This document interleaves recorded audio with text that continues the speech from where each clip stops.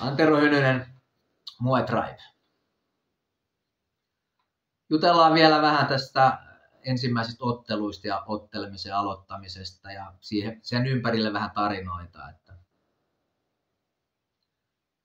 Mähän olen ollut pitkä valmentaja, mä olen ollut King of the Ringillä aikanaan, vaikuttanut siellä,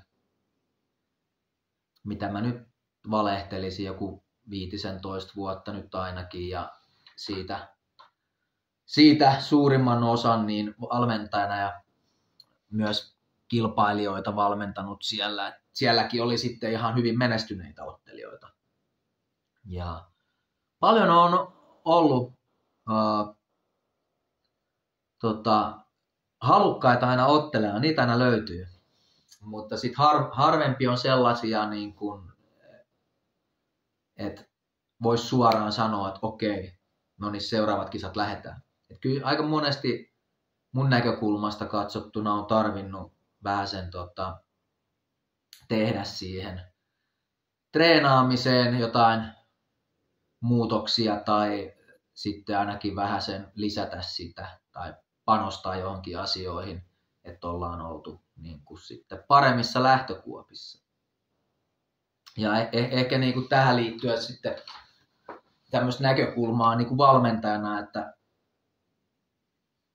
sinänsä mulla ei ole väliä, että onko nyt tulossa seuraava maailmanmestari, joka seuraavat 10, 15, 20 vuotta treenaa ja kilpailee, vai onko tulossa vaan nyt se muutaman salimatsin ottelija, joka tykkää tainyrkkeilystä.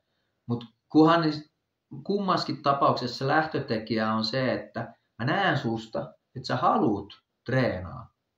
Sä haluat kehittyä, sä tykkäät siitä treenaamisesta. Sä tuut treeneihin oma-aloitteisesti ja sä yrität tehdä siellä parhaasi.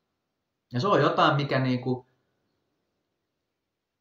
pitäisi olla jokaisella ihan itsessä. Ei sitä tarvitse sulle sanoa, että hei, käy treeneissä. Ei vaan, sä käyt siellä, kun sä tykkäät.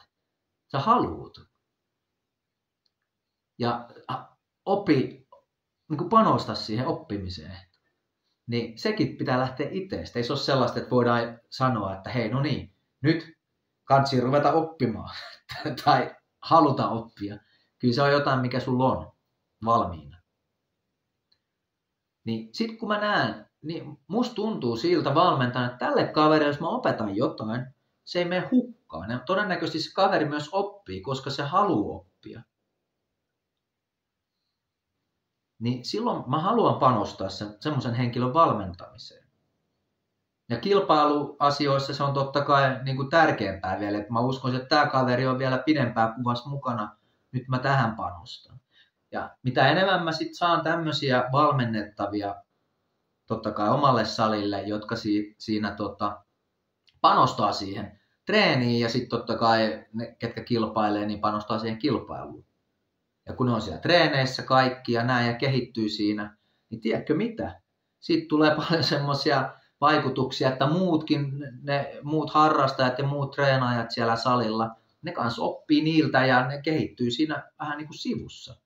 Et se homma tuo semmoisen positiivisen kierteen, kun ihmiset pysyy mukana. Ja sitten tämä on se, mitä valmentajana mä tykkään nähdä.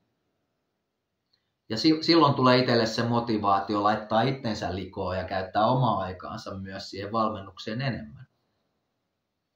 Pitää ansaita se valmentajalta se huomio. Pitää ansaita valmentajalta se valmennus, erityisesti juurikin kilpailemiseen, kun lähdetään. Pitää näyttää, että haluat treenaa ja sitten pitää tehdä se pitkällä aikajänteellä. Silloin sinua aletaan uskoa. Ja silloin valmentajat rupeaa viemään sinua. Nyt lähdetään ottelemaan. No niin. Mutta siinä oli tosiaan ajatuksia ottelemisesta. Kiitos kun jaksoit kuunnella mun höpinöitä. Antero Hynynen, Muay Tribe.